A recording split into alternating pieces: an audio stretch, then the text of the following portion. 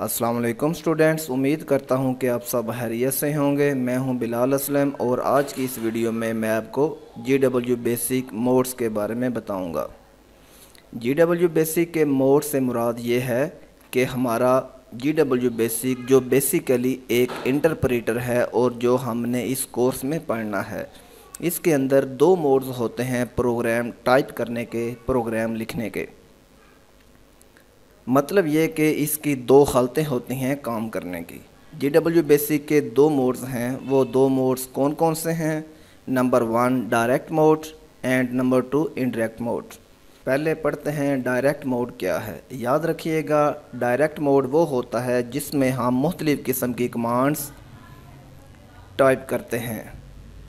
दूसरी बात यह है कि हम डायरेक्ट मोड में प्रोग्राम नहीं लिख सकते। तीसरी बात यह है कि डायरेक्ट मोड में हम जैसे ही कमांड्स टाइप करते हैं और कमांड्स टाइप करने के बाद जैसे ही एंटर की प्रेस करते हैं, वो कमांड्स ऑटोमेटिकली एग्जीक्यूट हो जाती हैं, यानी रन हो जाती हैं। चौथी बात, डायरेक्ट मोड में हम हर स्टेटमेंट से पहले लाइन नंबर नहीं लगाते। आइए अब हम GW बेसिक को ओपन करते हैं और डायरेक्ट मोड के बारे में सीखते हैं। ये हमारे सामने GW बेसिक लैंग्वेज ओपन हो गई है। हम यहाँ पे एक कमांड टाइप करते हैं। मैंने यहाँ पे प्रिंट लिखा और ये देखें, मैंने जो प्रिंट लिखा है वो छोटी ABC यानी लोअर केस में टाइप किया है। ये लैंग्वेज केस सेंसिटिव नहीं है, यानी आप यहाँ पे कैपिटल लेटर्स में प्रिंट लिख दें या लोअर केस में प्रिंट लिख दें, इट डजेंट मैटर, कोई बात नहीं। लेकिन जो दूसरी लैंग्वेजेस हैं, मसलन C लैंग्वेज है, C++ है, C# है और जावा लैंग्वेज है, इनमें अक्सर लैंग्वेजेस केस सेंसिटिव हैं, यानी इनमें छोटी बड़ी ABC मैटर करती है। इसमें आप चाहें छोटी ABC में कमांड्स लिखें या बड़ी ABC में लिखें, कोई मसला नहीं है। मैंने प्रिंट लिखा और आगे कार्ड्स दिए जो इन्वर्टेड कॉमास होते हैं। आगे मैंने पंजाब कंप्यूटर टेक लिखा। अब मैं यहाँ पे कार्ड्स को क्लोज कर देता हूँ। अब जैसे ही मैं एंटर करूँगा तो ये देखें, मेरे सामने ये स्टेटमेंट रन हो गई है, यानी प्रिंट स्टेटमेंट रन हो गई है। अब मैं यहाँ पे एक और स्टेटमेंट टाइप करता हूँ। मैं यहाँ पे लिखता हूँ प्रिंट 100 + 250 और अब मैं एंटर की प्रेस करता हूँ। ये देखें, जैसे ही मैंने एंटर का बटन प्रेस किया तो स्टेटमेंट फ़ौरन रन हो गई और 100 + 250 ये दोनों नंबर्स ऐड होकर इनका आंसर यानी आउटपुट 350 आ गया है। डियर स्टूडेंट्स, आपने देखा कि किस तरह से हम डायरेक्ट मोड को इजीली यूज़ कर सकते हैं। अब मैं यहाँ पे एक और कमांड टाइप करता हूँ CLS, तो ये देखें, ये कमांड रन हो गई है और इस कमांड ने GW बेसिक की स्क्रीन को क्लियर कर दिया है, यानी जो स्टेटमेंट्स मैंने यहाँ पे टाइप की थी उनको इरेज यानी मिटा दिया है। इस तरह से हम डायरेक्ट मोड में कमांड्स और स्टेटमेंट्स लिखने के बाद जैसे ही एंटर का बटन प्रेस करते हैं तो ये कमांड्स और स्टेटमेंट्स फ़ौरन एग्जीक्यूट हो जाती हैं, यानी रन हो जाती हैं। ये था डायरेक्ट मोड का फंक्शन। आइए अब हम इनडायरेक्ट मोड के बारे में सीखते हैं। स्टूडेंट्स, अगर हम इनडायरेक्ट मोड की बात करें तो इनडायरेक्ट मोड में ऐसा नहीं होता। बेसिकली ये मोड प्रोग्राम लिखने के लिए यूज़ होता है।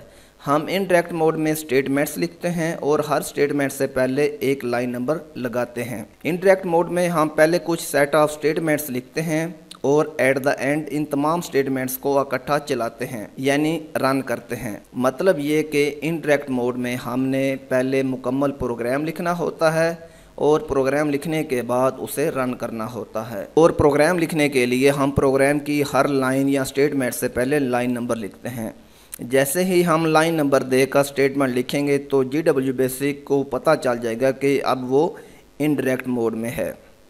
इस मोड में जब हम एक मुकम्मल प्रोग्राम टाइप कर लेते हैं तो एट द एंड हम बताते हैं कि इस प्रोग्राम को अब रन कर दो या एग्जीक्यूट कर दो, यानी इस प्रोग्राम को चला दो। आइए अब इस GW बेसिक को ओपन करते हैं और देखते हैं कि इसका इनडायरेक्ट मोड कैसे काम करता है। जैसा कि मैं आपको पहले भी बता चुका हूँ, बेसिकली ये मोड प्रोग्राम लिखने के लिए यूज़ होता है। प्रोग्राम लिखने के लिए हम कुछ सेट ऑफ स्टेटमेंट्स लिखते हैं और हर स्टेटमेंट के स्टार्ट में एक लाइन नंबर एंटर करते हैं।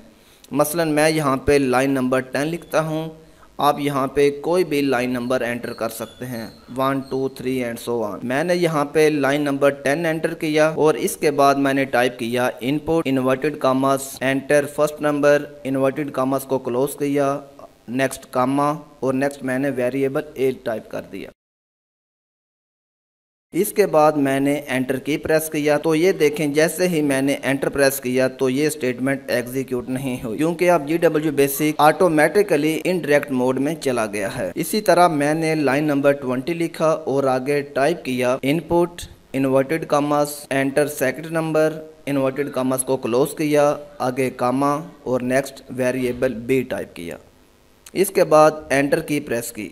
अब नेक्स्ट लाइन पे मैंने लाइन नंबर 30 लिखा और आगे मैंने टाइप किया sum is equal to a plus B, enter press किया। इसके बाद लाइन नंबर 40 लिखा और आगे टाइप किया प्रिंट इन्वर्टेड कामास को स्टार्ट किया sum of first and second number inverted commas को क्लोज किया, आगे कामा डाल के सम लिख दिया, फिर एंटर प्रेस किया। इसके बाद लाइन नंबर 50 लिखा और आगे टाइप किया एंड और इसके बाद एंटर प्रेस कर दिया। इस तरह से अब हमारा प्रोग्राम मुकम्मल टाइप हो चुका है। अब हम इस प्रोग्राम को रन करते हैं।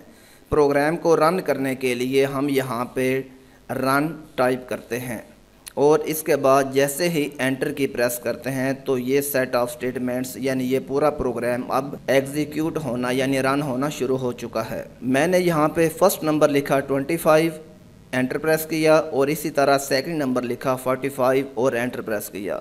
ये देखें प्रोग्राम ने इन दोनों आदात को सम यानी जमा करके इसका आंसर यानी आउटपुट बता दिया जो कि 70 है। स्टूडेंट्स आपने देखा कि GW बेसिक किस तरह से डायरेक्ट और इनडायरेक्ट मोड में काम करता है। अगर आपको ये वीडियो अच्छी लगे तो मेरे चैनल को सब्सक्राइब कीजिए और साथ वाले बेल आइकन पर ज़रूर क्लिक करें ताकि आपको नई आने वाली वीडियो का नोटिफिकेशन मिल सके। और इस वीडियो को लाइक करें और अपने फ्रेंड्स के साथ शेयर करें। Thanks for watching. अल्लाह हाफिज़।